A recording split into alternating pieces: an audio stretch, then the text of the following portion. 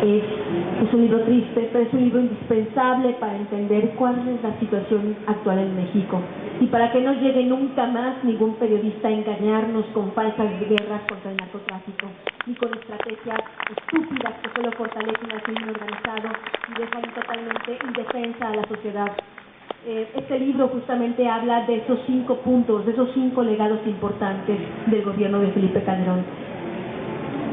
El primer legado, el más notorio, el más evidente, es que el único gran ganador de la llamada guerra contra el narcotráfico en México, el único que sacó provecho de los más de 70,000 mexicanos ejecutados de manera violenta en México, el único que sacó provecho de los más de 25,000 desaparecidos, el único que sacó jugo de las más de 200,000 familias que tuvieron que exiliarse, fue el Chapo Guzmán, el protegido de Felipe Calderón.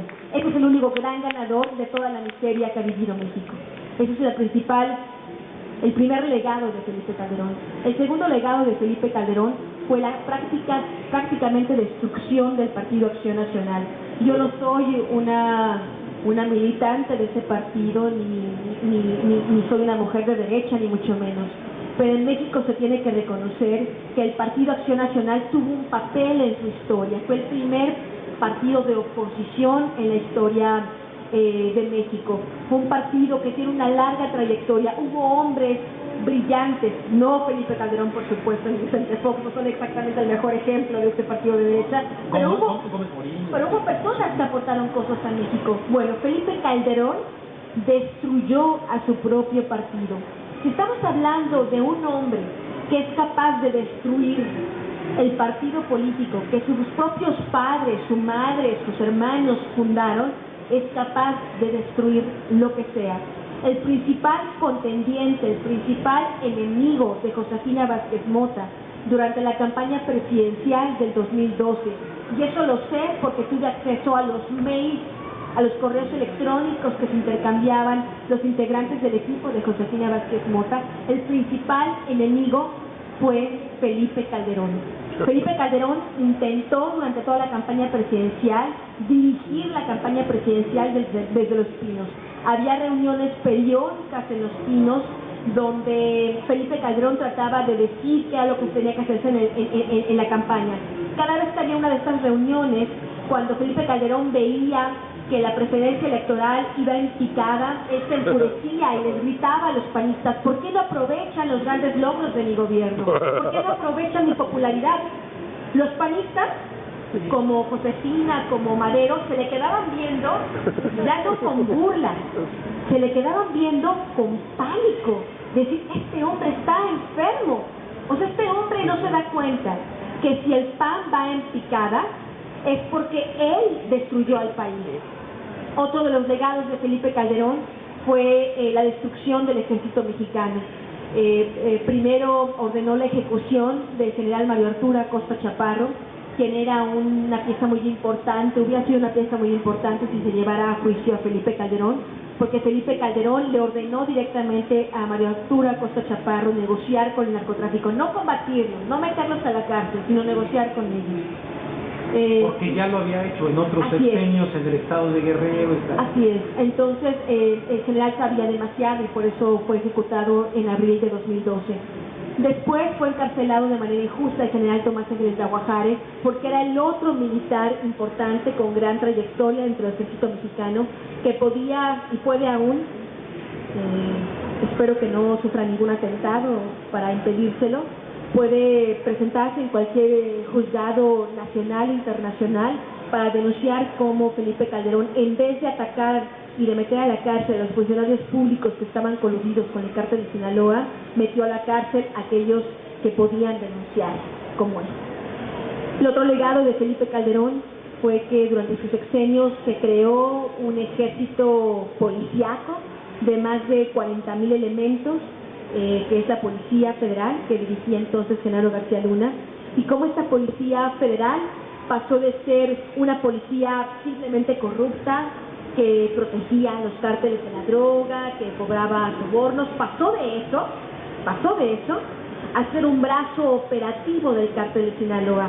Hoy por hoy, la Policía Federal es uno de los principales brazos operativos de esta organización criminal, y es la policía, es el área del cártel que se encarga de subir y bajar droga, toneladas de droga de los aeropuertos de los principales aeropuertos de México.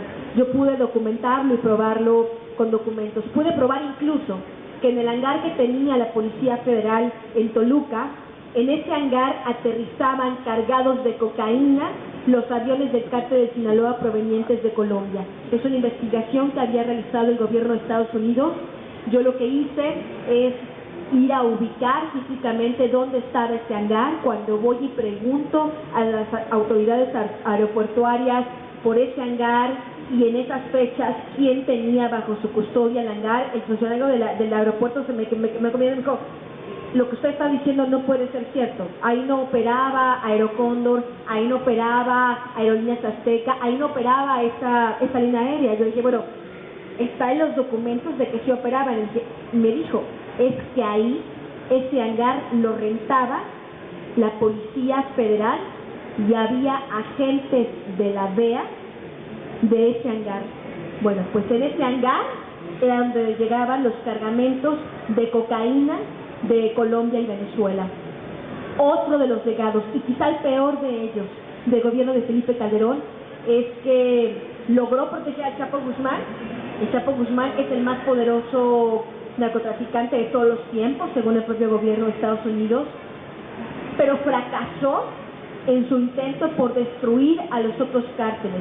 No solo no los destruyó, sino que hizo que en México se crearan más cárteles de la droga, y además ahora en México hay cientos, de verdad, cientos de células criminales que hoy están diseminadas en toda la República, que son dueños de pequeños territorios en México. Puede ser una colonia, puede ser un municipio, puede ser una fracción de un estado, pero hoy estas organizaciones criminales se disputan el gran botín, que es la guerra que viene. Bueno, no que viene, es la guerra que estamos viviendo hoy en día, que es este botín que estas cientos de organizaciones criminales están disputando, es a la sociedad mexicana.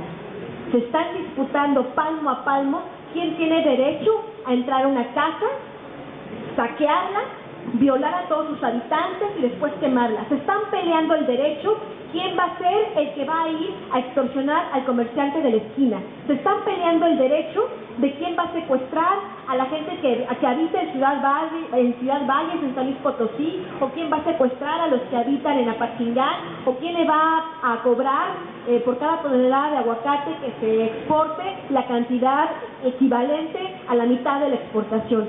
Eso es lo que estas organizaciones se están disputando. Me preocupa terriblemente, y ustedes lo habrán escuchado en las noticias, cómo han surgido en México esos supuestos policías comunitarias que aparecen encapuchados por aquí, por allá, tanto en Guerrero como en Michoacán. Esas policías comunitarias no son otra cosa que narcotraficantes y criminales que están utilizando esta figura de policía comunitaria.